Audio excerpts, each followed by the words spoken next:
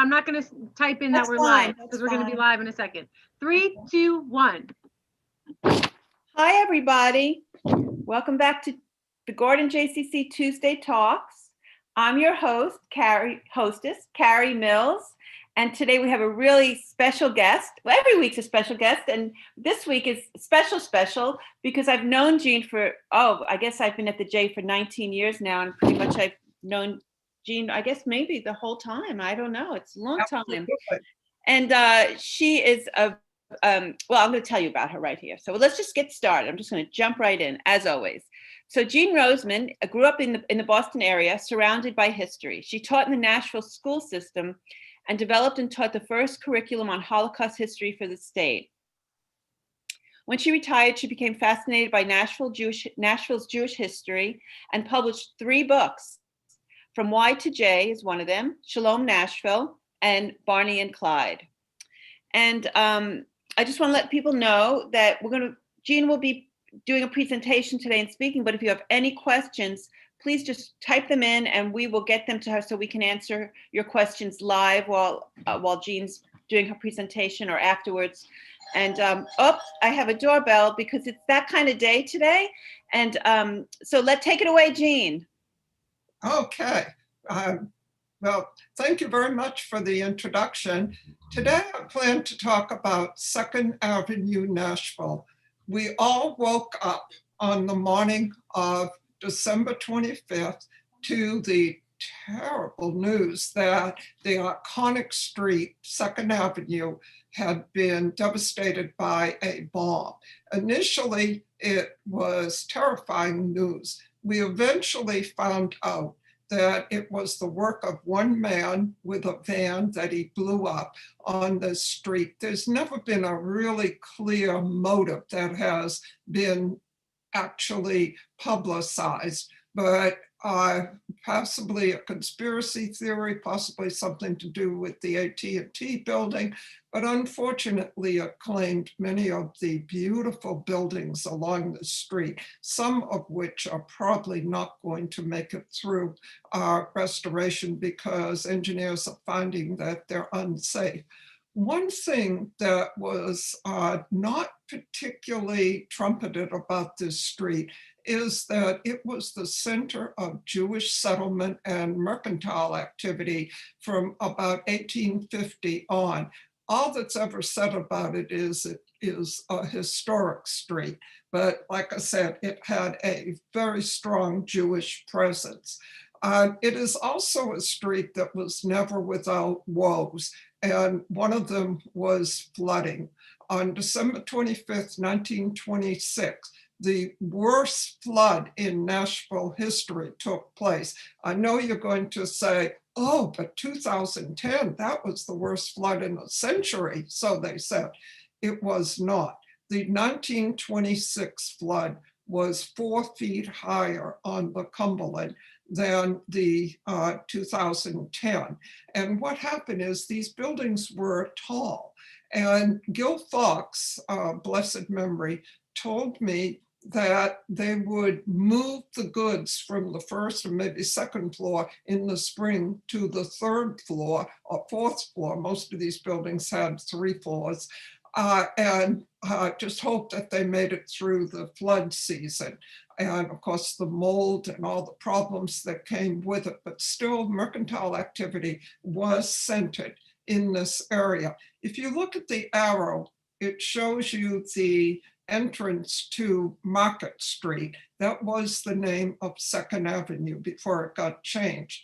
And if you notice, there's no alley. I'll try to show you without losing the picture.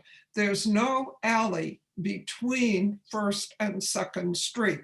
That's because goods were offloaded where you see the ships, and this is about 1888. The goods were offloaded and they were put into the warehouses on what was called Front Street or Water Street in that era. And then they were scooted forward to the wholesalers, which were on 2nd Avenue. Many of them were Jewish. And that's a picture of 1888 downtown Nashville. most of those buildings are gone. A lot of them were residences. Residences were right next to businesses in those years.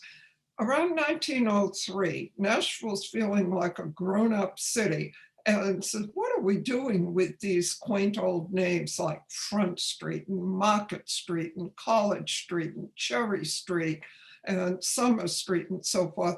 Let's get big city names. So they wiped out those lovely names and became First Avenue, Second Avenue, Third Avenue. They're a big city now. I do want to point out to you that Cherry Street was Scandal Street. It was where the prostitutes and the gambling houses were. And so it was one that women were not supposed to walk on unescorted or alone. College Street was not actually downtown. It crossed Broadway and went up the hill to where the University of Nashville was and Vanderbilt University Medical School. Some of you who have gone to the old Howard School probably had your tags and stuff from the Howard School, and you could see right across the street were the old buildings. Lots of Jewish people lived up on that hill. It was a nice place to live. So anyway, Nashville gets new names in 1903, and Second Avenue becomes, has been Market Street and becomes Second Avenue. Now, this is a sketch that I put together some time ago to show you that the Jews that came to Nashville tended to coalesce in the downtown area. I'm particularly interested in North Market or North Second, which we're talking about as the street that was bombed. Henry Cohen was a jeweler there. He had come in the 1850s. Actually, he was conducting a pawn shop, but he presented himself in the newspaper as a jeweler. Alexander Iser was a dry goods merchant, and he was Nashville's very first rabbi. He was hired by the First Congregation in 1853, served for 4 years, and decided he wasn't making enough money as the mall, the Shawkett, the Reader, and so forth. And so he went into business. And where else but on North Market? A lot of the merchants on North Market had living quarters either in the back or above. Now, in that time period, around 1850s, most of the buildings on Market were wooden. They weren't the buildings that you know today. The Levy Company, the one in Green Hills, you know, that started out there as a haberdashery. You can see there were two Levy's, different spellings. Friedman the grocer was there. Salzbacher was in the clothing business. And for you people who go to the JCC, when the YMHA left downtown and built a new place on West End, where for 40 years, they didn't have a place for a couple of years, and Salzbacher gave his home on the corner of Murphy Road and West End to the JCC, and they conducted the activities of the JCC there. The Powers brothers were in the clothing business, and they came from England. Coleman was a jeweler, also Jewish. And if you just notice up here on the names of people who were on Broadway, you have very Jewish names, Harris, Lusky, Nathan, Franklin, and also on the public square, there were a number of Jews. In fact, this is 1857. The Jewish population kept growing and growing, and it mainly came from Cincinnati, which also explains why Nashville has such a large reform society or element in the community. The settlers in Cincinnati came from Germany mainly, and they had been influenced by Martin Luther's reform movement. So there was music, there was the vernacular, the things that marked the reform congregations, and that was brought to Nashville. Memphis is just the opposite. It had more of a Eastern European settlement. And so these settlers there brought with them a more observant form of Judaism. Alexander Iser, as I said, was Nashville's first rabbi. But this house has its own history. He lived in it after Isaac Garretson, the patriarch of the Jewish community in Nashville, died. He bought the house, and it stayed in Jewish hands for 200 years. And one of the hands was the Workman's Circle. It is no longer in Jewish hands, but fortunately a preservationist has this house now, and it's going to stay for a while. It's one of the very few pre-Civil War buildings that's still standing in Nashville. Unfortunately, as you know, Nashville has a habit of tearing down its buildings when it can put 2 or 3 in its place. Let's hope that this one continues to stand. It's squished in between 2 colossal condo buildings downtown. And you have to go by very slowly and be looking on the 5th block for the Isaac Garretson, Alexander Iser Workmen's Society building there on 521 5th Avenue. A few of the cards that were published by the Jewish merchants on 2nd Avenue, well, actually, Isaac Garretson happened to be on Broad, but he was right around the corner. Lander was in the cap business. For some reason, that was a huge business. They manufactured their own caps and sold them. And then Landa Elsbach was in the clothing store business. The Powers brothers were also in clothing, but the Hirsch store was a tale in itself. It was created by Gil Fox's ancestors when they came to Nashville right around the time of the Civil War. It definitely had a Delancey Street attitude to it. The clothes are hanging out of the windows up there. They're hanging from various places, the boots and so forth. And they had family and people working for them. They started out on North Market, and then they moved to 3rd Street, where this picture is actually taken. But it was the same sort of place on 2nd Avenue when they were there.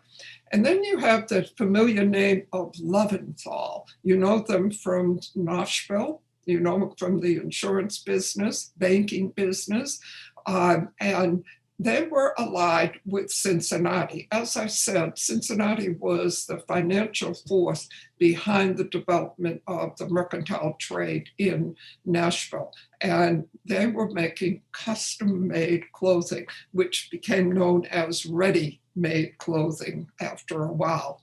And here's a man named Morris Cohn, who around 1840-something took over someone else's business, a guy named J.R. Nickel, and moved it, of course, to North Market.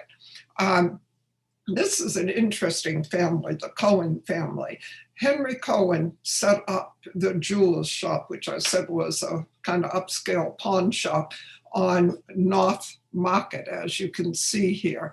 And his son took over the business, Maya, and Maya moved it at that time, what was 176, I'm sorry, Church Street. It's now 421 Church Street. And I would love to know how many of you actually have seen this building and recognized it downtown. It still stands. It happens to be owned by Premier Parking, which you wouldn't expect to be preserving a building like this. But they moved there from Market Street in about 1890, built this building, put their name on the top, and it's still wedged in next to the Meridian. downtown. Promise me that the next time, if and when you get downtown, you look at this building. It's a treasure, and most people don't even see it. But it started out as just a wooden building on North Market, and then moved up to Church Street, and all these years later it's still standing. The story gets more interesting, excuse me, with the wife of Maya Cohen. She was an uneducated person, but a tremendous artist who came from Cheatham County. And she shared his love of antiques and fine items and jewelry and so forth. And he married her. She was not Jewish. And they built this building, and they conducted a wonderful business out of it. And she was told, there are tales of her standing up here on this balcony and waving to people as they went by and inviting them to come in. And he died in 1915.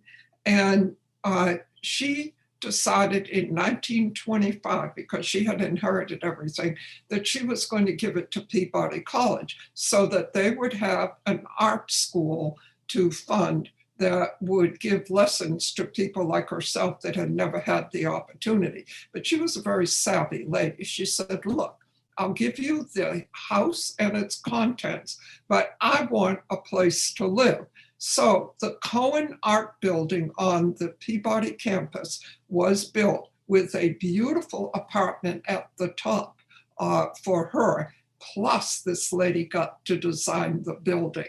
So if you get the opportunity to go to the Cohen Art Building, remember that she was the woman who continued the Cohen name, the Jewish name, on the campus. Also, the Vanderbilt University has all of the treasures she gave them in storage. There were also two synagogues on North Market Street. One was a house that Adith Israel, the forerunner of the Gay Street Synagogue and eventually West End Synagogue, owned, but it wasn't big enough. And in 1901, they opened up their synagogue on Gay Street. Now, the fractious history of Nashville congregational groups is really something to follow. All these Jews came from different places, so they had different backgrounds. The ones that came from the more eastern parts of Europe were far more observant. The Westerners, not so. So you have the first minyan meeting in the home of Isaac Garretson. The house I showed you was not his home at the time. It was a smaller home. There were 5 families and 8 young men. And Fedora Frank wrote a marvelous book about that, 5 families and 8 young men. And then her second book was Beginnings on Market Street. So she really focused on that early history. So they met in 1848. And then they started looking for a cemetery, which they bought in North Nashville, and they became the Hebrew Benevolent Society. In 1854, they started with an official charter to become Mogen David. And then comes another conflicting group that sets up Ohava Eames, but that doesn't last over the long run. And then a third group comes along, B'nai Yazaru, and it disappears over time. Ohava Eames will eventually, whoops, I knew that would happen. For some reason that happens when I do this. I'm sorry, I can't use my mouse. Anyway, they merged in 1867, and 1870 there's yet another congregation that forms itself. And in a newspaper I read at the time, they referred to the Jews as those quarrelsome Hebrews. Anyway, the Hungarians came along and they formed their own group, the Hungarian Benevolent Society. And they bought property for a cemetery out where the Mogen David group had bought theirs. And they eventually, in 1905, split from the Gay Street Synagogue and bought a building next door to the Ryman. And then Congregation Adat Israel, as I said, became the Gay Street Synagogue. So you had 3 synagogues downtown, and not that many Jews, but you know the old joke about if you have 2 Jews on an island and they build a synagogue, they have to have 3 because they have to have one they don't go to. So anyway, you might note that the buildings on 2nd Avenue, and those of you who can remember what the public square looked like, had some very strong similarities because they were all Italian Victorian architecture. They have that sloped roof, they have the dentil molding, which I think should be dental, as in AL, because those look like teeth. And then frieze, which I'm sure most of you can tell is not spelled correctly, but I took it out of a book. The frieze is the ornamental edging along here. The capital are the tops of the columns, and the pediment is a triangular ornamentation at the top of the building. Those were pretty much standard for these buildings, which were very balanced, had beautiful windows that had hooded ornaments, and just lovely buildings, so 3 to 4 stories and fairly narrow. It was also the dominant architecture on the public square.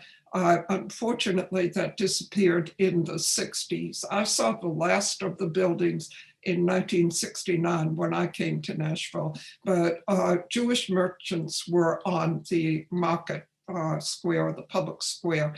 And as Al Grief, also of blessed memory, once said to me, we all experienced the romance of the square. There were Saturday markets and all sorts of vendors that came, and people who tried to sell things like at a circus. I mean, it was a lot of fun for kids. The parents would come downtown with their kids, and they would go to services, and the kids would go to the market and play around. There was even kosher butcher there. Southern Coat and Dress was owned by the Lapidus family. They were on 3rd Avenue, but they eventually went to 2nd Avenue. And you can see that their windows are still ornamented in this picture. This was about 1980. And you can see Southern Coat and Dress over here. As I said, that was the Lapidus family, and they were 3 generations in business at Southern Coat and Dress, most of it on 2nd Avenue. The street was always busy. This is about 1897, before cars became the way you would carry your goods home, and it was busy. Now, the Watkins block were 4 buildings at the end of the street, almost on Broad, that were built together. And you had Mid-South Shoes, which was Jewish owned, Standard Sales, which was Jewish owned. And then the 4th building rather was Phillips and Quarles. Max Schotten and Sons were there, and then more buildings as you went up the street. But the reason I bring up the Watkins block is because of Samuel Watkins. Some of you know the name Watkins Art School, I'm sure. The Watkins Art School was actually the Watkins Institute that Samuel Watkins, who was in his mid-80s when he built the Watkins block, built these buildings. And he decided that there were so many immigrants, and so many of them Jewish, that were coming to Nashville, that there needed to be an Americanization opportunity for them. So he grounded a school on Church Street that was called the Watkins Institute, and you could take courses there at night. They were almost non-costing. They were so cheap. I even took courses there when I first came, but I took other things, craft and that sort of thing. But he was the richest man in Nashville in the late 1900s. And Standard Sales, these were the Isaac's Brothers. It was the largest wholesaler of notions between St. Louis and Atlanta, right there on 2nd Avenue. And here you have the beginnings of the American Paper and Twine Company. Notice the windows, they have been replaced. But next to it is Max Schotten and Son, and they had moved from 3rd Avenue to 2nd Avenue, and they were in the, oops, I see I have a call coming in. Let me decline it. I can't decline it. I'm so sorry. It doesn't come up. Anyway, and it will go again. I never thought about turning it off. It'll go. I apologize. Anyway, you can see that there was a diminishing presence on North Market Street over time. Initially, so many of the merchants lived in smaller grocery, dry goods places. And then when they built these Italian Victorian buildings, more wholesalers moved in. Dixie Leather was manned for a number of years by the Sklar family. Many of you knew Bernie, who also is of blessed memory.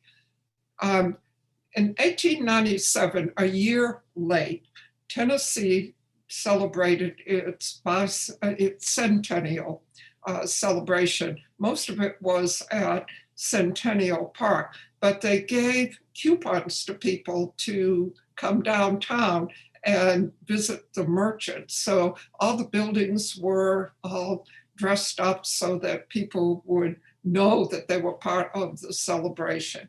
This is a picture not in celebration mode, but showing that the street continued to have the same look for quite some time. And these were some of the other Jewish businesses that were on 2nd Avenue. Murdoch Mendelsohn Company, Levy Clothing, which of course is the haberdashery, and I did mention that. Another shoe company, Abrahams and Son. The original 1-800-GOT-JUNK was Klein and Bernheim. They were in the scrap business. They got feathers and hides and old boots and rags and beeswax and junk. The Tennessee Glass Company, some of you may have ordered from them over time. That was the Schulman family. Liebman and Company was in the millinery building business because women had to wear hats back then to be dressed. And the big milliner was L.J. or L. Jonas. And Horace Small was in the uniform and apparel company business. They made postal uniforms. Ultimately, they made the uniforms for like American Airlines and so forth. They make all sorts of uniforms. They sold out their business, I think somewhere around in the late 1990s, and built the house out there on Chickering Lane. You've probably seen it, the House of the Future.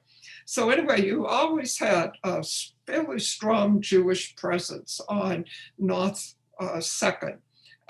The melting pot, which Carla Rosenthal and her husband had the melting pot in, was in the Ray building, although the building itself was not owned by a Jewish entity at all. But notice the buildings were after the Civil War, when Nashville began to think it was a big grown-up city.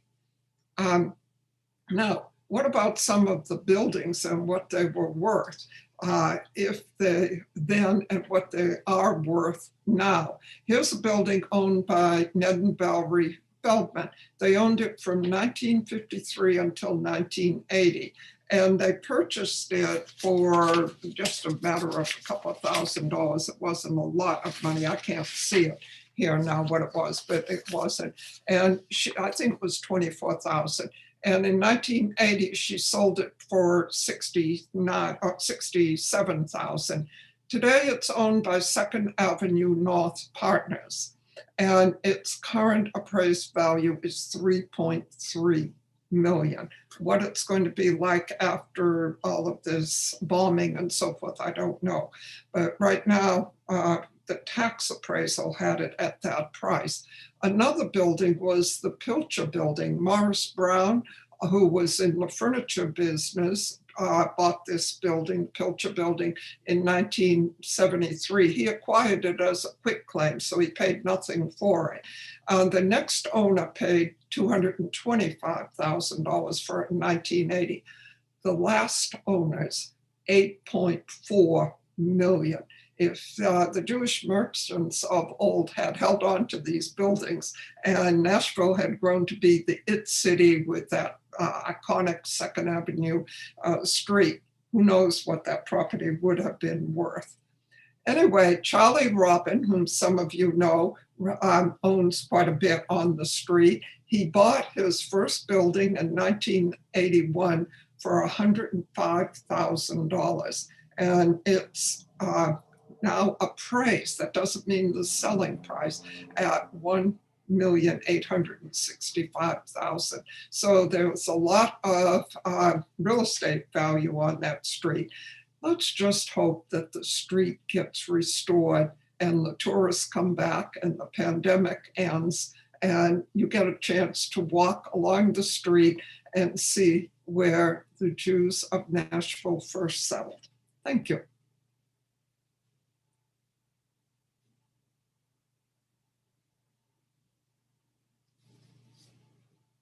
I'm not hearing. Okay, here we go. Sorry. Hello, welcome back. Hi, everybody. I'm not sure if we have any questions. Let's see if Alex has any questions that are coming up from any of our viewers. I don't see any questions right now. So anyway, so I'm wondering just personally, so how for yourself, when did you start with getting interested in the Jewish history in Nashville? I mean, what was it that kind of propelled you into this interest? Well, that's a very good question. First of all, as I said when you introduced me in the material I gave you, there's my phone again, the same wireless caller. It's like, this is the day. My doorbell, your phone. Okay, I just cut it off. And she's going to call back, I think. But anyway. Maybe she has a question. When did I get interested? I taught school here in Nashville, and I saw what was beginning already to happen in the 70s and 80s. The history was changing. And in the 90s, I retired, and I thought, well, I want to read about the Jewish history of Nashville. And there were two of Fedora Frank's wonderful books. And I knew, because I had put together the course on Holocaust history here in Nashville, that at the center, the old center, I knew that Annette Levy-Ratkin had a marvelous archive. So I just gravitated toward that, and I couldn't tear myself away. There were so many marvelous stories, and I just started writing a book, which I'd never done before, about the history of the Jewish Community Center, which at first, of course, was the Young Men's Hebrew Association. And I thought that being the epicenter of Jewish life, that I could also pretty much cover the history of the Jewish community. But in the end, I had an institutional history. I really didn't have the history of the Jewish community. So then I wrote Shalom Nashville. It took me about 3 years. And then I found some, I hate to say it, fascinating murders. And I wrote the Barney and Clyde book. I know, because, let's see, do you have any questions? I am sorry. No, that's okay. I know that when you answer your phone, I'll tell the audience, I'll speak with the audience. That's my son. Oh, okay. Tell him I said hi. I actually know him. Carrie says hello. I'm on Zoom. I'll Yeah, call you tell him to call him back. back. Hey, okay. Okay. Where was I? I don't know. I'm so verklempt today. Today's just, what was I gonna, how long have you been, first of all, how long have you been here? You've been here quite some time, right? 52 years. Oh my gosh. Wow. And it was a different city. That's what I wanted to talk to you about. Well, you're showing us from back then, and I'm thinking, wow, I wish, some of those buildings, I love old architecture. So to me, it's breaking my heart what they have torn down since I've been here, I've been here since the mid 90s, the architecture. But you were saying you wrote a book on the murders in the Nashville Jewish community. I remember you gave that talk at the J, and it was our most crowded talk, well-attended talk. People love to hear about murders. I don't know what it is about, but I remember that I remember when you did that talk about, I guess maybe it was from your book. I don't know if you had written the book yet, but no, I wrote a book that covered Nashville's axe murder that preceded Lizzie Borden. It was horrible, and a Black man was hired by the Jewish man who wanted his opponent eliminated, and the Black man went free and the Jewish man went to prison for 6 years. It had the most surprising outcome for 1884, but there were a lot of murders that took place. Unfortunately, most of them were workplace murders where people just happened to be in their stores and somebody burst in and robbed them. But there were also other murders. And I definitely have found another one since I did all that in that talk that took place on North Market Street. It was an ancestor of the Zander insurance family. Really? Whoa. Yeah. And when did that happen? You won't believe what he was robbed of. He was robbed of clothing, and it happened in 1906. And a guy broke in at night after the store was closed, but he was there. His family was out walking, probably visiting with other Jewish families. The man shot him and took 3 bags of clothing. And then, because clothes were very, very expensive back then, he took them after a couple of weeks to a pawnbroker. And who were the pawnbrokers? Another Jewish family, right? Right. And so they turned him in.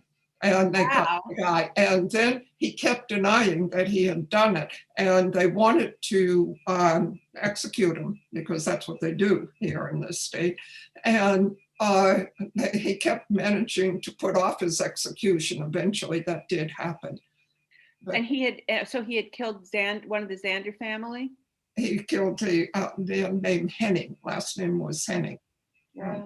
But there were a lot. Some of them, within the Jewish community, like the unfortunate Janet March murder. Yeah, right.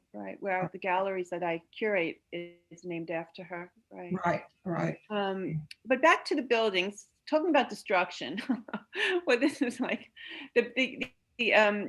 what happened on December 25th, 2020. I mean, you started off your talk with that, but watching these buildings blown up. I mean, being blown up on Christmas morning was like mind-boggling to me on so many levels, and it's very sad. It's tragic what they did to those buildings. But like I was saying before, the city has torn down so many of these historic buildings over the course of the years that I have been here. And I guess that's the changing nature of city and of life. Somehow I still, having come from New York, excuse me, and visiting Paris a few years ago, there's so much value to be to a city when I feel like when they honor the architecture of the city and somehow incorporate it with the growing, with the modernization as well. Excuse me. I don't know what got into my throat. let me just say that one of the things that's going to be a conflict. Oh, well, wait 1 second. Alex said we can't see you. Can you turn off your screen sharing? Turn off my screen sharing. Mhm. Okay. Okay, Yeah. thank you. One of the problems that's going to come up is this was the bombing on Christmas Day, domestic terrorism.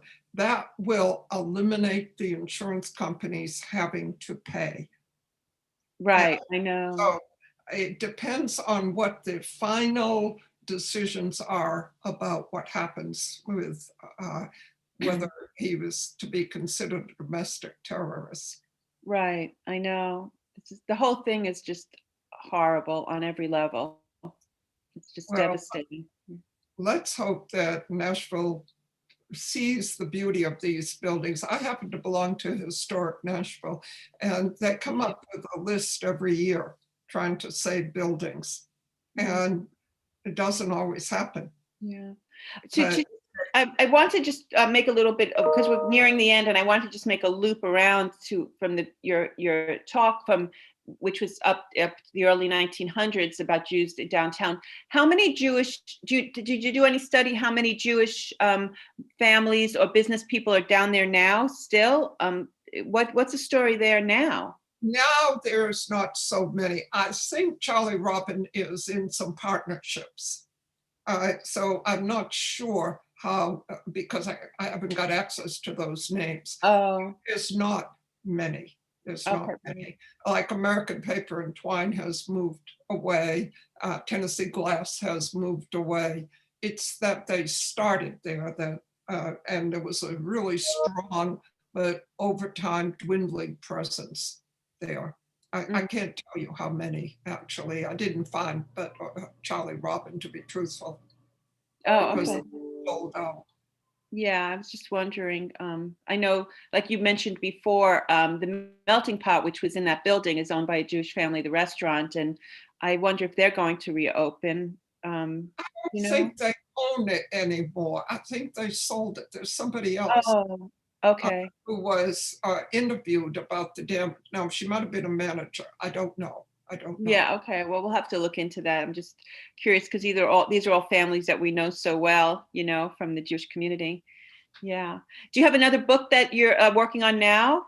I wish I could say I had done a whole lot with all the pandemic time, but I've been reading. I've done puzzles. I've watched movies with Riva Hella.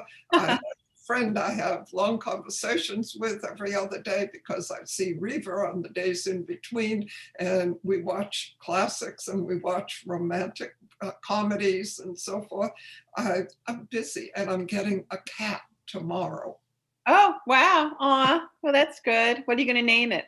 Well, it's already named. It's 6 Oh, years. okay. It's a little gray and white tuxedo cat. It has beautiful symmetrical white tuxedo front, and his name is Tux. Oh, great. Well, congratulations. I'm sure your cat's very lucky to have you as a cat parent. And I wanted to thank you today for all your knowledge. You've always shared so much with us. And I hope that when you have your next book, whatever that might be, or just even presentation, that you'll let us know so that we can bring it to our members and to right now, the whole world has access to watch this. So thank you so much for everything that you do and for your expertise. Okay, thank you. You're welcome. Have a great day. You too. Bye, Jean.